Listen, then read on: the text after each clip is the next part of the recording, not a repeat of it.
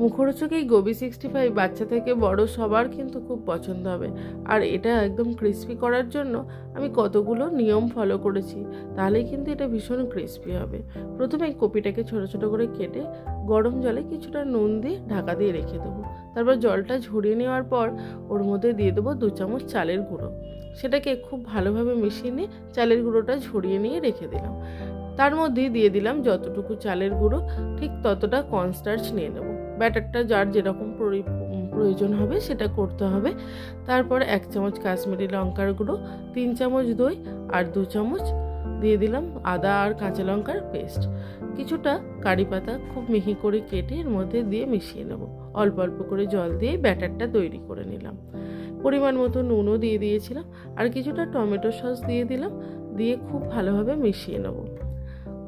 খুব পাতলা ব্যাটারটা হলে হবে না, আর ওপরে যাতে খুব ভালোভাবে ফুলকপির গায়ে কোট হয় সেটার দিকে কিন্তু খেয়াল রাখতে হবে।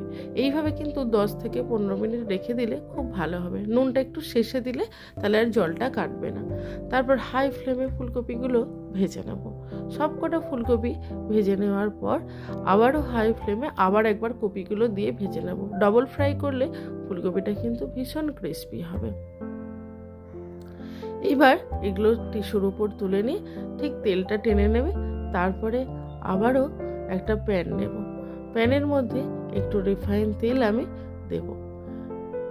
তার মধ্যে দিয়ে দিলাম কয়েকটা কালো সর্ষেগুলো খুব ভালোভাবে ফোড়নটা ফেটে গেলে তারপর দিয়ে দেবো আদা কুচি, কাঁচা লঙ্কা কুচি আর একটু কারি পাতাটা একটু বেশি করে দিলে গন্ধটা খুব ভালো লাগবে।